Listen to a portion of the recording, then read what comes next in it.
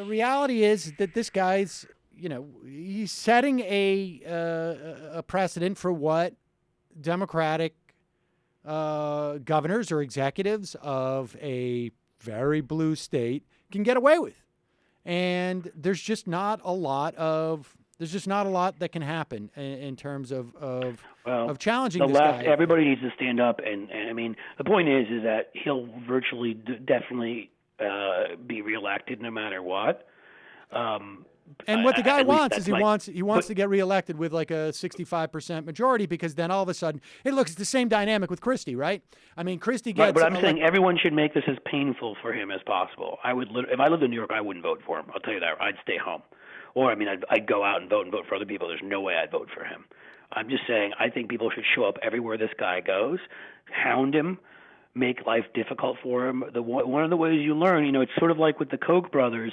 When you see that whiny op-ed, you know that what Harry Reid and other people are doing is working because it's bothering him. Yep. Being called un-American, being called out publicly, finally having their faces splashed all over the place, having their business practices looked into publicly. It's hurting them. It's taking up emotional energy. Yep. Quite frankly, that is what you need to do to Andrew Cuomo. Literally, the left flank should walk away from this guy. I would love it if the Working Families Party would find a way to get somebody else on the ballot. But I suppose the Working Families Party is probably only New York City, right? Not the state. No, they're statewide. They're statewide. They're statewide. I think they should nominate somebody else, quite frankly. I mean, in the end, Cuomo's probably going to win no matter what, but he should be hurt, pummeled, and beaten down in every way possible, because exactly what you said.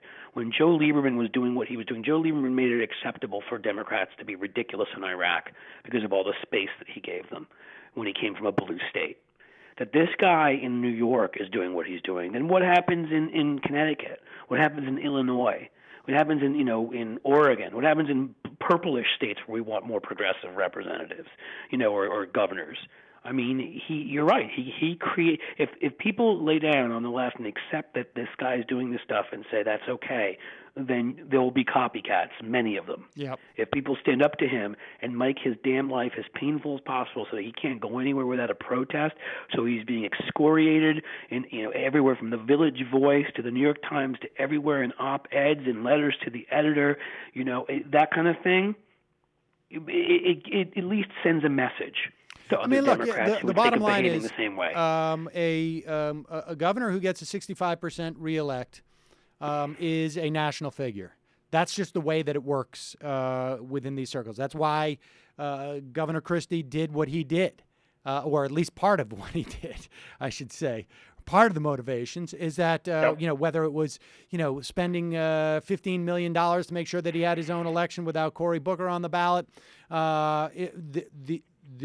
the margin of victory for a governor like this in this type of situation has broad implications for them nationally. And if that can be denied to Governor Cuomo, we are all the better for it. So that's your goal. Frankly, that's all of our goal, but particularly people in New York. Hold the guy under 60%.